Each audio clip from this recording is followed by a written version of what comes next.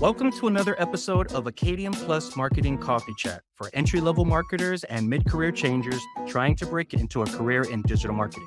I'm your host, Alex Vega, along with co-host Keisha Velasquez, Hey. Henry Silva, Hello, everyone. and Simon Bunyi. Hello. Now, today we're discussing diversity in the hiring process and celebrating pride with authenticity. Today's trend segment will delve into Vision Pro, Apple's groundbreaking new offering, which promises to revolutionize workspace in the upcoming year and beyond. Specifically in digital marketing, will it live up to the hype, or is it merely an illusion of innovation? All this next on the podcast. All right. So before we start, I wanted to give a disclaimer that we'll be sharing our own opinions and experiences on today's topic, and we do respect each other's perspective. We support and align with candidates doing what they're comfortable with when it comes to disclosing any disabilities or gender preferences as part of the pre and post hiring process. Okay. So Keisha, let's kick this off, shall we? With your direct knowledge of working for diversity hiring SaaS companies in both leadership and hiring role, can you help us understand what DEI and diversity hiring are? And why are diverse perspectives and experiences crucial for creating marketing strategies that resonate with a wide range of consumers? Yeah. So just to give you a little background, I worked with a tech company that did diversity hiring.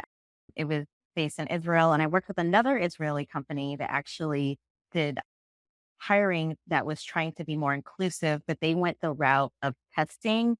So they went the route of only test people by their knowledge, and they'll do simulations of what it's work on the job, or they'll do a knowledge test based on a very specific software development, coding, digital marketing, that kind of thing. So there's different ways that people hire for DEI. For the one company that I worked for they did diversity hiring specifically for people who are underrepresented, that were women or people of color, even veterans. So they focus on those different kind of demographics, people who are typically underrepresented within the world, like tech or other kind of corporate setting. And sometimes companies are legally required to basically say how many people they have in certain demographics, and certain categories of people.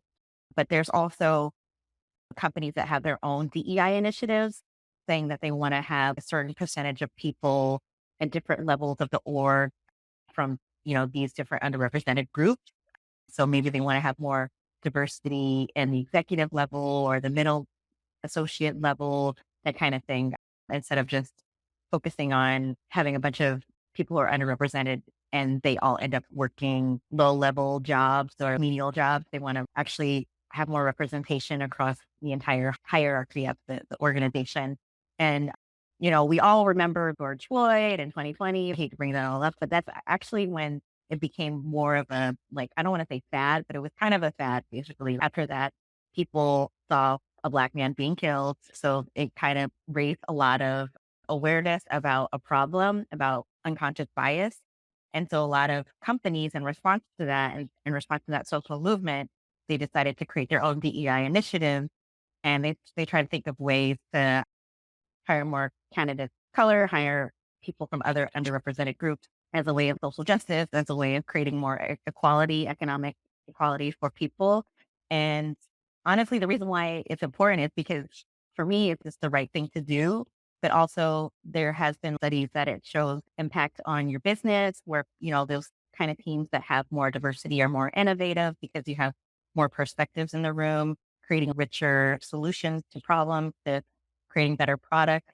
When you get the perspective of women as well as men and people from different backgrounds and different, religious affiliations. So it's important because when you're creating a campaign, especially for these new generations like Gen Z, which is extremely diverse, and you have a bunch of old white guys planning it and you don't get the perspective of people who you're trying to sell to, disastrous things could happen. You could have backlash. I remember Pepsi, and I think it was in 2017, they did a thing that was very much so representative of the Black Lives Matter movement with one of the Jenner sisters. She was handing out a Pepsi can during a march that was political, and it was hella cringy.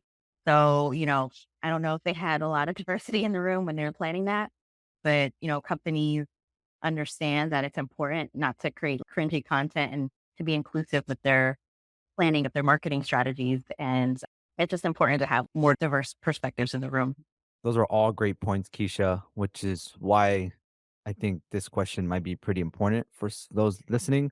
So, from a job search perspective, is there one question to ask a hiring manager to determine where they stand on DEI and hiring inclusion and why? I guess I can answer to that, Henry, in terms of your questions. I mean, for me, as I identify as a queer male and a person of color, I always try to ask questions to, even from the hiring managers down to the HR generals, to determine if my values do suit the culture that they actually abide from their organization. So I typically ask this question to them and say, what initiatives or social impact programs do you have in place to represent underrepresented individuals like myself or any other in a visible minority? Walk me through it. And while this question is a bit far off from the position or the job itself, it's important for me to determine how will it ever impact my personal take into the company and what they're doing so far, and how you want to be very proud of what they're actually accomplishing as a company, not just by the financial aspect, but also what kind of effort are they doing to help underrepresented individuals and people of color and those who are considered part of the queer community. In the end, it has nothing to do with how much money they take, but more about how much effort they're doing unconditionally and what makes you feel good about it. Because you want to be one of those people that come in through LinkedIn posts and say, I'm a proud member of this organization. The company I work with is partnering with this organization, and they have basically done every effort that they can to really suit out their perspectives and learn about all these other things that they haven't learned about. And for somebody like me, where I was either working as a consultant or a in-house specialist, I want 'em to feel like everything is normal, like not everything's forced and they're not doing it because it's part of their quota. I'm like, I needed to understand that and they had to articulate it really well. So far, a lot of companies that I've worked with had something to say about what they want to do, whether it be in an internal point of view or an external when they're doing it through their content strategy. It is great to hear that companies are starting to understand how important it is to have an authentic voice, especially in this sort of workspace and any other D&I initiatives. So yeah, I guess in terms of my, to follow on with this question, has there ever been any sort of roadblocks when it comes to how you would apply to a company without them having a clear idea of their initiatives in the D&I space? I was going to say what you were talking about, Simon, companies think of as their employer branding. And like you said, when they proactively publish a DEI statement, either in their job description, sometimes they'll say, studies show that women are less likely to apply when they don't meet 100% of the criteria. Everyone is, you know, everyone should apply, or we're equal employment opportunity kind of a company, or they have a page dedicated on their website that says why you should work here and include a DEI statement, that kind of thing.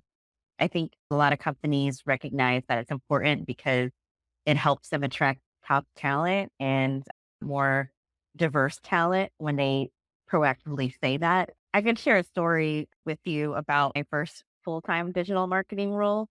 So this company I almost did not apply to because just as a person of color, whenever I apply, the first thing I do is I look at the company website, just a part of the research process of the position and understanding the brand. But I also am kind of investigating, what does the staff look like? Is the company look inclusive? Is there diversity on the team? Is there diversity on the leadership team? Because if I don't see a lot of diversity on the leadership team, then I'm thinking, oh, do people of color get promoted or do they leave because of microaggressions? My brain goes in a lot of different directions because I've seen crazy things happen in the corporate world where you don't get sponsorship, you don't get support, and then you can't really grow. It's hard. I researched this company, and the first thing I noticed on the flash or the hero section of their homepage was all white faces.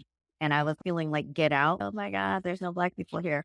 Does that mean they don't hire black people? And it was also in Utah, mind you. So, Mormons, like you hear things. Again, this is all my opinion. So this is not on Acadium Plus. This is on me. So my brain is going crazy. Maybe they don't hire black people. Don't apply to this place in Utah with only white people there. And then another voice said, Keisha, just try. You should just do it. So I applied, and then I got an interview, and then I got another interview, and I had an interview with the owner of the company, and he literally offered me the job on the spot.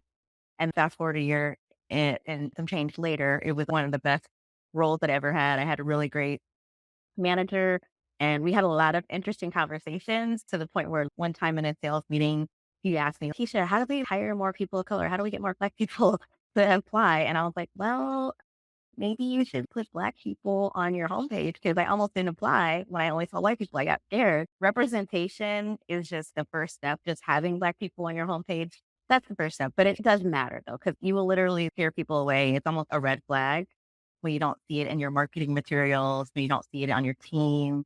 You start to think, are these people racist? Just being honest. For me, Simon, I have never consciously experienced any biasness that I could tell from the hiring process. Although inside of an agency experience and also as a full-time marketer in an in-house role, I have experienced certain discrimination or biasness. I learned a new term last year from Keisha called microaggression, and it was very subtle. I didn't have the language for it. And I experienced something both in that agency role many years ago and then a few years ago. And I had to deal with it on the spot, and it was uncomfortable. And I don't know how to say this, but I was privy to a private conversation from a high level leader that confirmed my suspicion. And it was just, it added to the dynamic of clocking in every day remotely, trying to do work for this company. So it was uneasy, but I made it through. Very interesting. Just to kind of give you a perspective, the industry is starting to shift its direction because it's seeing how much leaders in a more diverse and inclusive space is starting to kind of build itself in all other aspects of businesses. I've never thought that it would ever happen in perspective. Like, put an example, Barack Obama, of course, that would change, that paved the way when it comes to who the leaders are and how they kind of put that in political sense. And then it just started to trickle into the tech space. You have Satya Nadella from Microsoft. She's Southeast Asian. You had Melanie Perkins from Canva.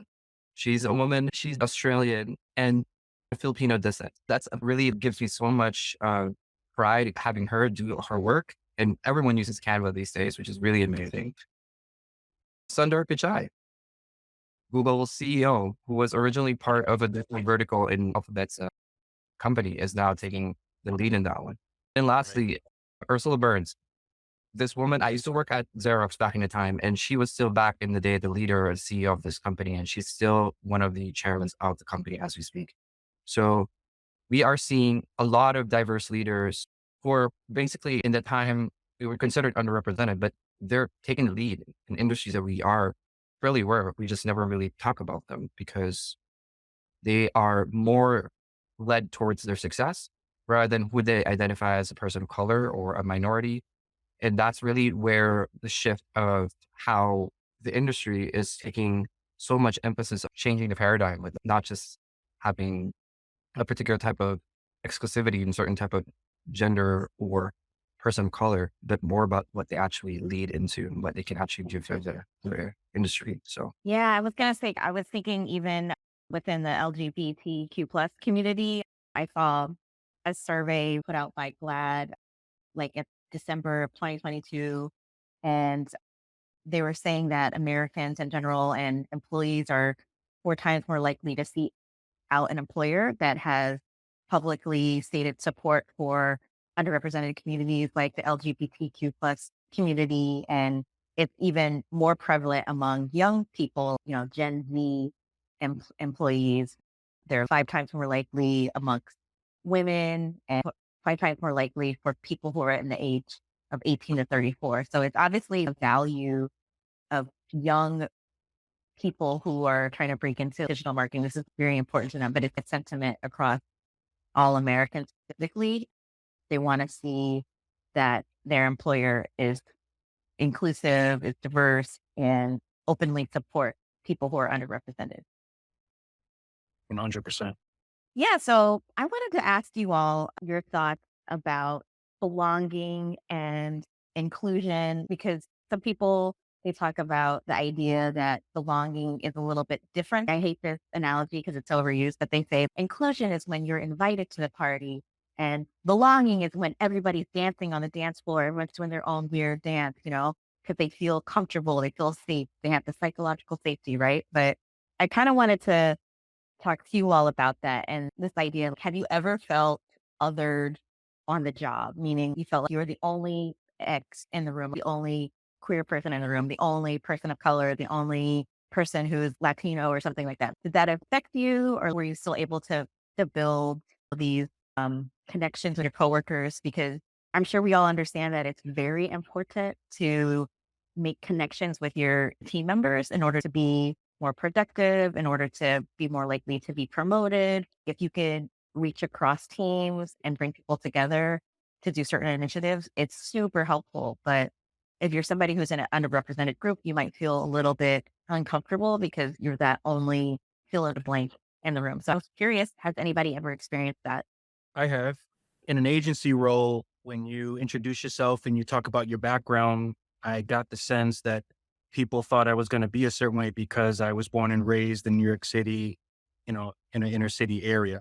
And because my facial hair and my personality is charismatic and my background, they have these assumptions from what they read on the news or watching movies about people from the inner city. And they're surprised that I haven't gone through some of the typical statistical stuff, having kids out of wedlock at an early age. No judgment if that's some of our listeners who experienced that, but just selling drugs, part of gangs, fighting and getting in trouble with the law, and not able to have intellectual conversations, not being able to express myself in the ideas and why I think my ideas would serve the clients, things of this nature. Noticed that some of the rooms that I would be in, people were overly quiet and I'm expressive. And so I know that it's good to ask questions and to get people comfortable in the room. And once I've got past that point, everything was cool, but you could tell. And then I later confirmed through getting to know each of the department heads and the workers there, okay, this is the thing, because everybody looked mostly a certain way. That's my first example for me. My second example was, I know that companies hire overseas. Can you all relate? Where you may have a certain percentage of the workforce would be from another country, Philippines, somewhere in Asia, et cetera. And how they're treated sometimes by leadership. Now, this bothers me because I think people are people, treat people fairly, and don't judge them because they may represent a number. You look at their skill sets and their work and other qualities. Long story short, I would be defending my coworkers who come from other countries where English may not be their first language. They were taught culturally to be more submissive and quiet, but they're just as expressive as me or any other person. They have tons to say. And I found that to be a friction between getting a project brief, brainstorming about it, and then implementing it and trying to go beyond just the transactional relationship to where we're connecting, where we can get deep into implementing this project in a way that would serve the client, make them look good, make the company look good, but all of us shine internally. And I find that to be a recurring thing for many, many years, ever since I was exposed to working with people from foreign countries. I could volley into Alex's experience. I recently worked with a marketing firm and I'm going to be almost the only Asian and queer person, which I'm laughing about because I've just realized it. And what really kind of stood out to me was that it was mostly a very normal environment. You're talking about a production company, mostly alpha male, where they can talk about anything like their dates on Tinder, apparently, and say every single thing about how degrading it is in the world of where they are, yada, yada. And then when I talk about my life and my dating scene, they kind of shrug out and be like, oh my God, what are you talking? And I felt very, very biased in conversations like that, where it's, okay, maybe I shouldn't be talking about this, but you asked the question and I answered you. So what should I do? So I've been very filtered on that in the personal sense, but also in the likes of being a professional and a leader. You don't want to be defined based on your gender. And so you want to quiet that down enough that you can perform what you're good at in terms of your work, and filter enough that they don't want to talk about anything to do with who you are as a gender. So when I talk about who I date, I just talk about my partner. We went out. I'm just not saying if it's a male or female, it doesn't matter. And I also talk about my date with my family. I'm keeping it as broad as I can, just so that I could respect what other people's opinions are, what they actually would perceive towards it. But I find that to be like, oh my God, why am I filtering my life just because you can't understand what I'm trying to say? Yet if a woman talks about, having them exploring their sexuality in certain points of views, you're okay with it. So really, there's a little bit of bias in there. And I understood how I can to really just allow myself to prepare the conversations right at the bat before I even get onboarded to the team. I'm like, listen, this is who I am. This is what I do. This is what I'm proud of. Let's move on, not talk about it again, or we can just accept the fact that we are all different in one way than one. And especially in a startup where you have to be really just yourself. You don't want to be just like, oh my God, more confined to the boss than I thought I was. So I've managed to articulate that a lot clearer in the very beginnings of my work and how I get myself onboarded. Happens to be in the same conversation we had when it comes to how I do my interviews, and just being able to be proud of yourself and allow yourself to actually stay true to who you are is something that I've been really slowly trickling into my career, which is really, really good. And that's been working good. Like the more you do it, it's been getting smoother in how you articulate that from hiring to, hey, I'm the new guy. Most definitely, yeah. And I always say that the same way to all my mentees. I tell them right at the bat, wherever it is you are, I'm not going to assume where you're going through and what you identify with, but I want you to understand we all have different ways in terms of how we want to learn, how capable we are with our skill sets. And it's important for you to articulate that, even of who your gender is and how you identify, allowing yourself to really say the necessary things to help you succeed to your career is important. It has to be something that you have to articulate right at the bat. Otherwise, it's just going to hurt you and it will hurt them as well. So having that really solidified in an early stage is something I would recommend. I just want to take the time to say thank you, Alex, Simon, and Keisha, for sharing your stories. I think this is very important for our listeners that if one of these stories really connected to you, please feel free to reach out to them. They'll definitely love to connect and share their story even more. But I want to ask this question to everyone, going back to specifically digital marketing. What do you guys think is the state of diversity in digital marketing? Do any of you have specific statistics you guys heard or a brand success story failure that you all want to share? Good question, dude. So to Henry's question, and as a digital marketer, you kind of know as you grow in this industry that you want to be up on what's the latest and greatest, not just software, but on how people are treated in the workplace. So in that spirit, I learned recently that in the past decade, the white population declined for the first time in history, about 2.6%, while people who identify as Black, multiracial, Hispanic, and Asian drove population growth. That's according to the New York Times in 2021. Question out there for you listeners. Do you think that might impact the work that you do and the marketing strategies that you come up with? I think so. Here's another one. The buying power of minority groups in the United States is exploding. It was $4.2 trillion in 2020 and is projected to reach $7 trillion by 2025. That's according to Insider Intelligence. Okay. Another indicator that the buying habits of people are changing and we need to pay attention because you can bring that to your teams that you're on the campaigns that you're assigned to leverage that to come up with ways that you could reach the widest, most diverse consumers. Wow, that's amazing. I think what's important to understand is that these statistics, they do it very constantly just because they need to know brands do need to listen to a very specific demographic. And it's not just within Pride Month, it's just anything in general that talks about a certain type of demographic. We always try to define most of our demographic just by the simple male and female age from X to Y.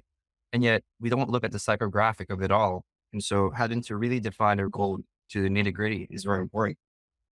Coming down to Henry's question, I've had one particular company that I've really felt inspired about from the very beginning, ever since they came out.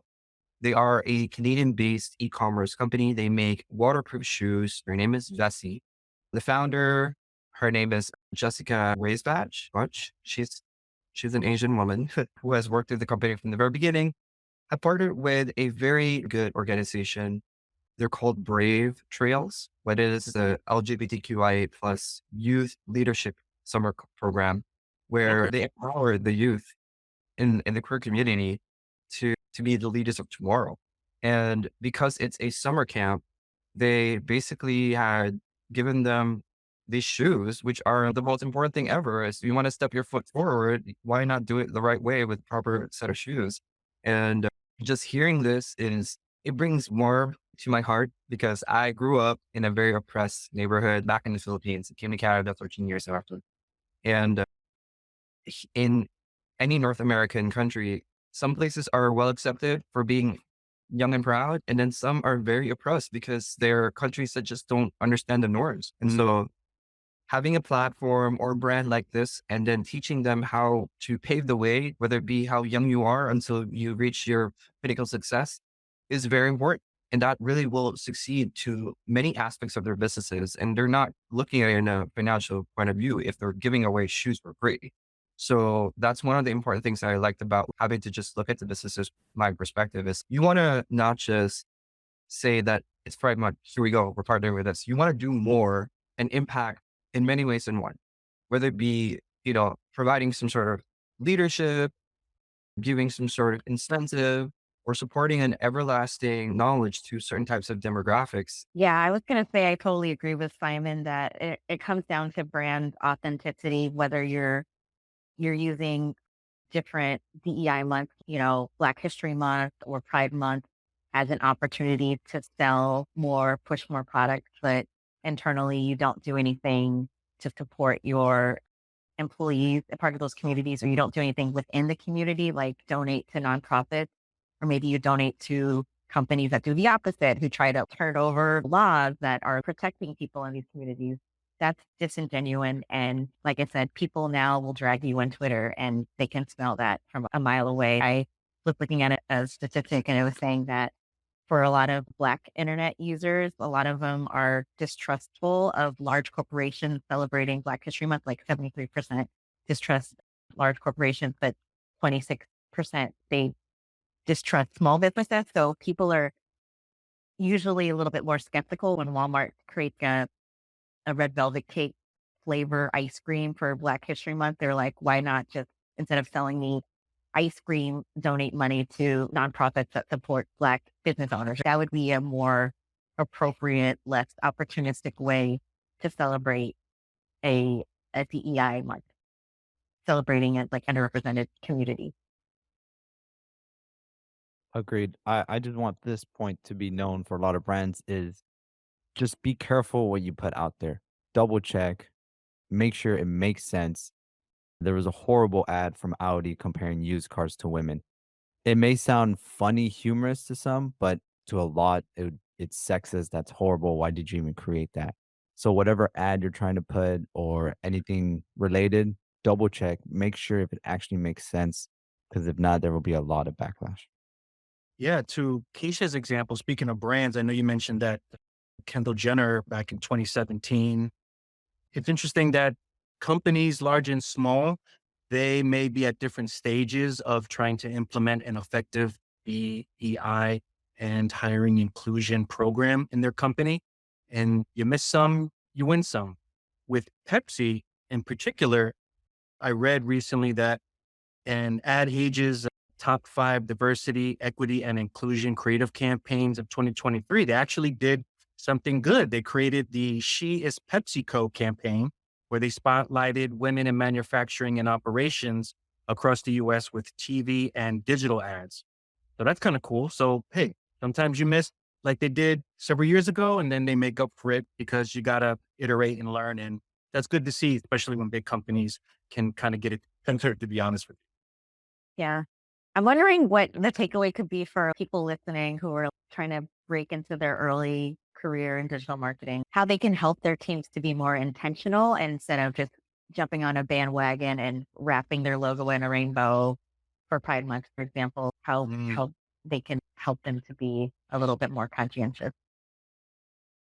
I'd say, in my point of view, I would seek professional advice by a council of organizations that do revolve towards these type of things, and to also partner with a general community and do your user research, do interviews with them, talk to them, and let them get to know your demographic and be much more in tune with what is considered relevant for you. And also to train your employees in understanding what these things are in order to keep yourself relevant.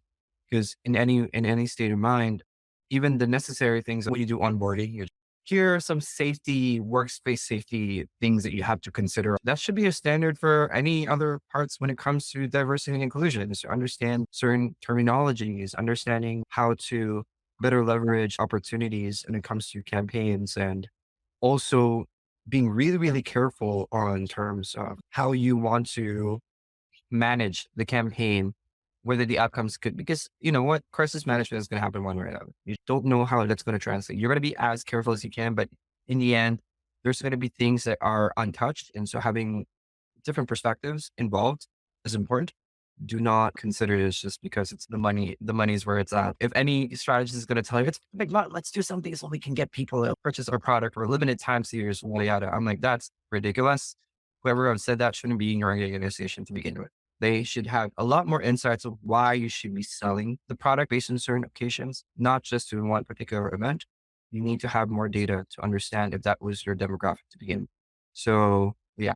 Isha, is your question from the marketer's perspective? What can a marketer do to bring it to the company? Yeah, because I feel like even if you're entry level digital marketer, you still have influence and you can recognize that. Just like how I was surprised when my CEO asked me, how can we hire more Black people? I was like, what? I just started here a year ago. But, I do your marketing. I don't do yeah. But yeah, you still have influence. You can still speak up and make suggestions. Just like Simon said, you can work with other agencies that focus on inclusive marketing, pop in creatives, or I know there's sometimes design and branding agencies that focus on inclusive marketing. Or if you're trying to do a campaign, you can make suggestions to your leadership and to your team. I got one that just came to mind as both you and Simon were talking. So this involves a medium level effort, but you could look up websites. We have one that we'll put in the show notes out of Forbes where you can filter for media companies that do a great job with DEI and inclusion hiring. Find a shop caller on LinkedIn, become friends with them, and find out what they're doing. Also cross-reference the subject matter experts like DEI consultant, etc. Become friends with them on LinkedIn or wherever you feel comfortable connecting, and curate some information and find out who is the one in charge in the company that you work with and strategize a way to build a bridge in that specific way. Not saying it's going to be easy or not, but if I wanted to fill the gap of what's missing or solve a pain point, I'd say, this is what I found out. This is how it's going to benefit. And what do you think about it? And at least that gets you at a starting place so you can come with the idea and the research. So it's not just a fun idea, but it's the what and the how. And then you share the why and how you think it's going to translate to internally a healthier culture, better work, life satisfaction, 2. And 3, how it could translate to executing on campaigns to help clients and their products and services. That's my take. Thanks, Henry.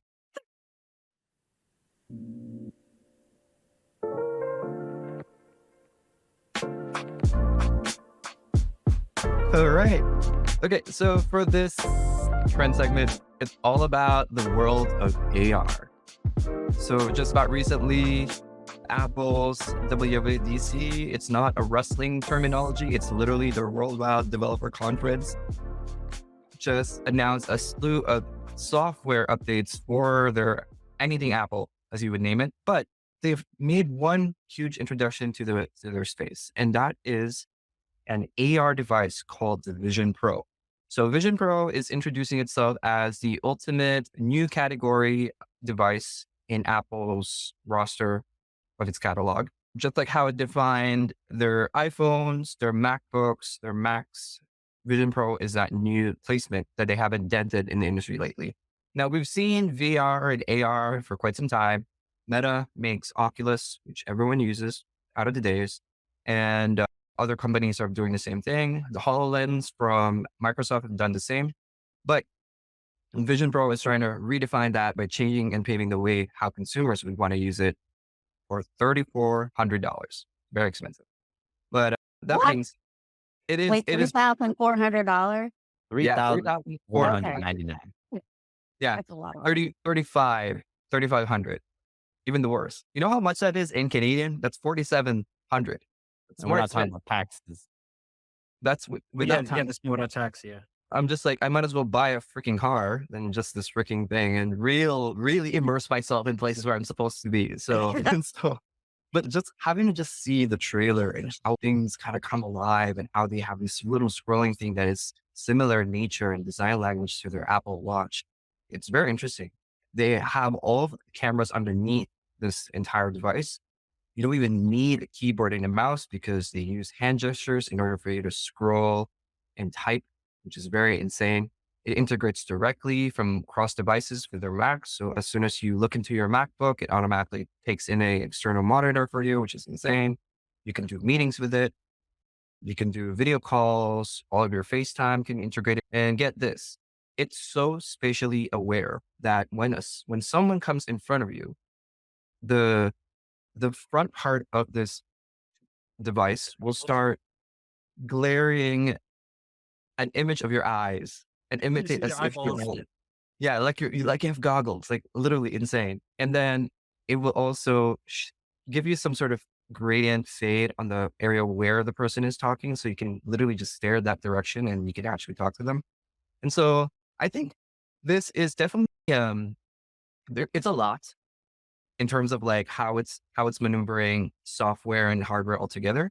But I really want to kind of aim this in the digital workspace perspective. Do you think it is considered, will it actually get the workspace in terms of not needing a monitor anymore? All you got to do is have this little freaking goggles with you and walk with you everywhere with it. Or is it just you know, I think that's probably going to last for a while until maybe inflation allows us to pay for that amount of money that we have to purchase for. But yeah, kind of want to hear from your point of view. Like, do you think this is going to be the new norm? Well, I have a lot of thoughts. But let me first say is I love Apple. I think I consider myself an Apple fanboy, but you know, that's a whole different discussion. Mm. I think Apple's pitch trailer, I'm gonna call it, is interesting because they made it seem like it was perfect for a consumer. But I saw two tech reviews that really made me switch my mind is in a consumer standpoint, is that really the future we want? If I purchase this VR virtual reality Vision Pro and I put it on and I'm watching TV, I'm watching my movie, I'm watching Star Wars, Marvel, and my wife next to me is just watching on the TV. Where's that one-on-one interaction I'm supposed to have with my wife? Like that interaction is lost. Another point they made in the tech review was I don't know if you all have seen Ready Player One, Cool. where there's a scene where he does the exact same way animation as Apple did. He puts it on and he's in the virtual reality. And in the movie, I heard, I haven't seen it myself, that the people start going crazy to be stuck into that VR world. So is that really the world we want to live in for the consumer? At the price point 3,500, that I think no normal consumer is going to go buy it. None of us here are going to buy it. I doubt anybody listening is going to buy it. So will Apple release one smaller user? Maybe, probably be 1,800 or around there. But again, my point for consumers, I think it's dangerous. On the digital marketing side, I think there's a lot of good potential. I wouldn't mind using it for digital marketing perspective, job perspective. That would be great. So I think that's where it's going to potentially succeed. But if Apple's also trying to attract the consumer perspective, I think that's very dangerous and needs to be done very correctly. I think something to keep in mind is that Apple does have done it a couple of times already. Many of their devices in the past. Tim Cook, who is an openly gay CEO, FYI, had taken a lot of their considerations talking, getting interviewed about like why their devices are expensive. They are not a manufacturer. They are a designer company. So therefore they do want to make sure that every person in this company gets a piece of what they work for, like product designers, actual manufacturing, the ones that they actually outsource, all of it kind of has to come in consideration for it, which is why. And it's the first iterative device, literally the first AR device that they've done. Just like how Samsung made their foldables, which was almost in the same price as that, it was necessary for them to have people that do pay for this in order for the next version of it to come out as a much cheaper iteration. Elon Musk have done the same with their Teslas as well. For the cost, you are almost like an investor, if anything. But Yeah. here's the thing: there is a very, very particular target demographic. They're called prosumers, professional consumers, the ones that actually have money to spend to discover the best and the greatest, but don't necessarily want to say that they're spending that much money. In their heads, they have a reason why they're spending it. So, and that's where Apple is great at. they're not going to tell you about the specs. They're going to tell you about the experience. Have you ever seen it in all their videos? All of their product unveilings is all about like, immerse yourself, be part of the world, get pixel perfect pictures in a matter of one snap. Like they didn't talk about 5 megapixels or any of the other stuff. That's where their marketing is good at. They're really good in identifying the right messaging for their consumers. Their prosumers are all about it. These people are converting easily and they don't even do any advertising, not as much as we would look at. A little bit of offline advertising here and there, but the actual advertising is when people walk with these items. I can see kids with their rich fathers giving them these items and kids are walking in the city with it. It's going to happen. And It's all rotation. and getting it snatched. And getting it so well, that could happen too. Like, or Yeah. have fake ones happening soon. Counterfeit can be anytime soon as well. They're going to make new ones and just Oh, like boy. no tomorrow. Keisha, what do you think? Well, yeah, speaking of specs, I saw in the article that it only has a battery that lasts for 2 hours. So they're definitely going to work out the kinks. But Henry, to your thought about it's dangerous from the consumer perspective and people are going to be disconnected. We're already doing that. We have phones. My son is watching SpongeBob. I'm on my phone looking at TikTok. So we're already in different worlds already. It's just instead of holding it in my hand, it's going to be across my face. So I think your cat's already out of the bag. We're not turning back. So, but like I see this like what Simon is saying becoming popular in mass market later on, probably in a decade or something like that, when it's cheaper and more people with like less discretionary income can also afford it, not just like people at a certain tax bracket. So I think it's good for consumers. I don't see the proof and concept for digital marketing work yet. are you gonna say why? You can't just say a statement. You gotta say why. So I'll go with the work side of things. An average worker, digital marketing is working the 9 to 5 with a 2-hour battery. It gets heavy, little marks in the head from the reviews that I've seen. Not a lot of software adoption yet. So it's first gen. My personal opinion on first gen is let those early adopters figure out the bugs and iterate so price can eventually come down and see what software developers can work with it and create interesting experiences like what Disney was promoted when they announced it, the different interfaces and how they interact with their catalog, et cetera, et cetera. So from a work perspective, I would not use it as part of my tech stack. So from a personal perspective, yeah, it's not that much different from a phone, except I'm having something heavy on my head, these cool goggles with all this cool camera and sensor tech. I'm open to it. Maybe not for 3,500, but I'm open to it. Fair enough. I wouldn't be surprised if Henry came back on the next podcast and he already has the damn goggles in his face. Oh yeah. Me and Tim Cook. Yeah, we were best friends, homies. Yeah. Yeah. It's Yeah. just Send you a sample for Yeah. free in the mail. Yeah, this is Yeah, the yeah. iPhone 16 right now. So, odd stuff. If you want more information about DEI and hiring inclusion, you can go to Forbes.com to learn more about best employers for diversity in 2023 and WordStream to learn more about the different inclusion stats in digital marketing. And we'll have them all in the links in the show notes. Appreciate that, Henry. So that's a wrap, everybody. If you'd like to contact us, you'll also find our social handles in the show notes below. We will also reference all the links that maybe we researched and found for you all that we haven't talked about in the podcast today. And we'll put that in the show notes. Feel free to take a look at it, spend time with it, go with a growth mindset. And I think if you do that, it's really only going to help you wherever you're at, either if you are from a job search perspective or if you're a part of a team, and maybe you can bring that to the next level at the company that you're at. All right, everybody. Thanks for tuning in. We'll see you next time. Got 'em. This episode of Acadium Plus Coffee Chat is brought to you by Acadium. Gain the work experience, mentorship, and support you need to start your career in digital marketing.